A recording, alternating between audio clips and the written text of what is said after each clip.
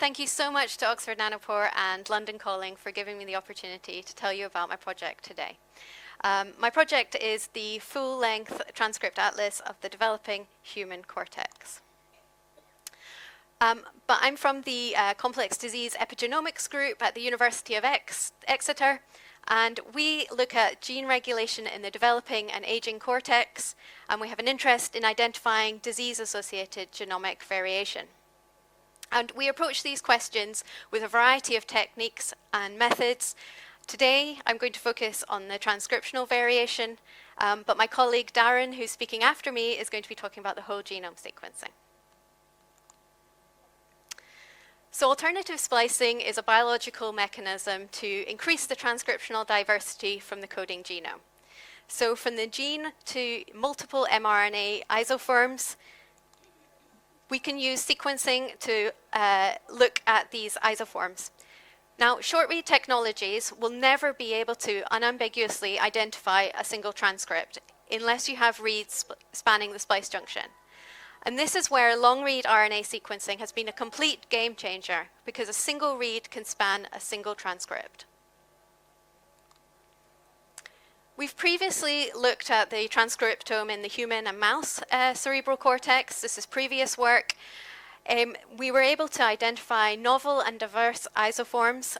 There was differences across species, and we were able to identify isoforms of brain disease genes.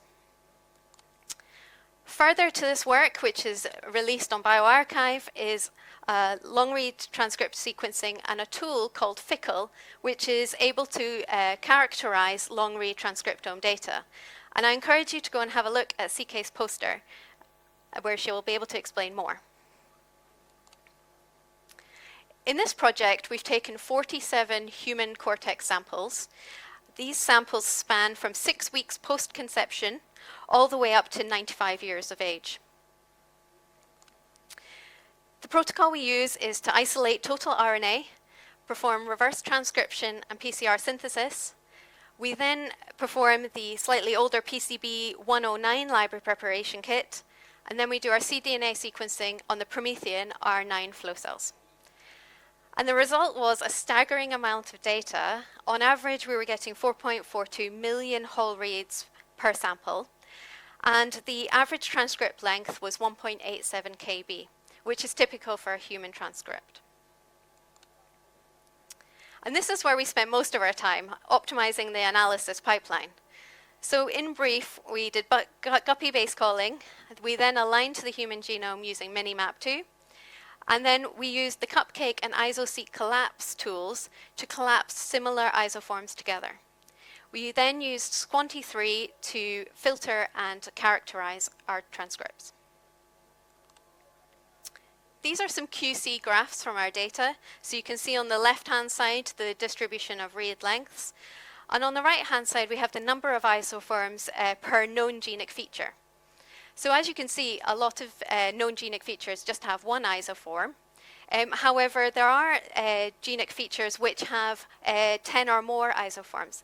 And in fact, HNRNPK gene had over 3,000 isoforms. We're then able to use Squanti3 to characterize the structural category of our transcripts. So if they're fully splice matched, then they'll match the reference genome. In pink and red, we have the more novel structural categories. And you see that in the middle graph there, that over 40% of our isoforms fell into the novel not in catalog category. We then looked at coding probability, so using the CPAT tool, and we saw that a high proportion of all of our structural category transcripts had a high probability of coding potential. One of the interesting transcripts that we were able to identify are fusion transcripts. So here we see multiple examples of fusion transcripts spanning the two genes ELOVL1 and MED8. And this is when the transcript spans all across the intergenic region between the two genes. Now, this has previously actually been reported in the literature, but as co-localization, and has been associated with ADHD. Another interesting example that we looked at was transcripts which fell in the intergenic region between genes. So here we have an example of the genes GATA3 and SELF2, and in between these two genes you see multiple multi-exonic transcripts which are not associated with any annotated genes. We have performed some validation of our novel transcripts. We've looked at we've looked in a proteomics database, which is an independent mass spectrometry data set. And we've shown that our novel transcripts are matched with novel peptides. So these novel alternative splicing events that we've identified here are matching to peptides. And even more so, we've confirmed that there's novel exons which are being translated into novel peptides. So because we're interested in neurodevelopmental disorders, we're interested in the difference between prenatal and postnatal cortex. And so we've performed differential transcript analysis. We've identified over 60,000 differentially expressed transcripts across the prenatal and postnatal cortex. This is our top hit here for MBP, myelin basic protein.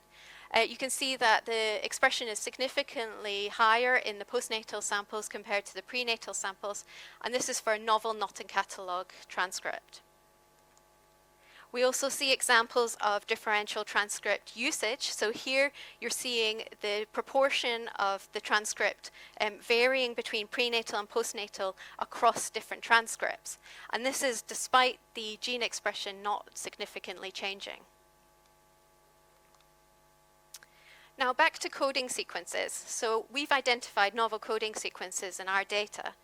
And here shown in the greeny grey, across all protein coding genes, we show that the novel coding regions that we've identified are significantly more conserved than the UTR regions. And of course, this is compared to the intergenic and the intronic regions, which you wouldn't expect to be conserved.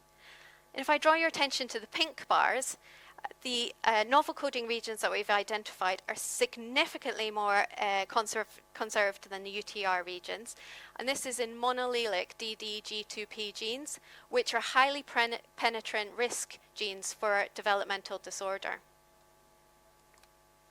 So this is indicating that there are true functional coding sequences not currently annotated, which could harbor pathogenic variants. So with this in mind, we've looked in the 100K genomes cohort at trios of families with neurodevelopment disorder cases. And we've identified 15 de novo mutations, 9 of which are non-synonymous, which overlap our novel coding regions in known monoallelic DDG2P genes. So here's an example. We've identified in our data a novel exon in the BC11A gene. And you can see in the tracks that this novel exon is highly conserved. In the 100K genome cohort, we've identified a patient which has a stop gain mutation in that novel exon region. This patient has not been found in NOMAD, it's not had any diagnosis, and the phenotypes match with known cases of BCL11A related intellectual disability. Similarly, we see a stop gain mutation in TBR1 in a novel coding sequence region of TBR1, and this patient has also not been diagnosed, but the phenotypes are matching with known cases of TBR1 disorder. So in conclusion, this project has really leveraged the power of long-read sequencing. We've looked at the structure and abundance of full-length transcripts. We've been able to identify diverse and novel transcripts. We've shown high coding potential of uncharacterized transcripts, and novel putative coding sequences are being harboring de novo mutations. And this is extremely important clinically, and not just in the brain. This project could apply to any tissue in the body. Our future work is to integrate this data with RNA and DNA modification data, and also to look at the cell type specific transcriptome. I'd like to say thank you to the Complex Disease Epigenomics Group at the University of Exeter, which is led by Jonathan Mill, and I'd in particular like to thank CK and Cortex for their help with the analysis pipeline. Thank you very much for listening.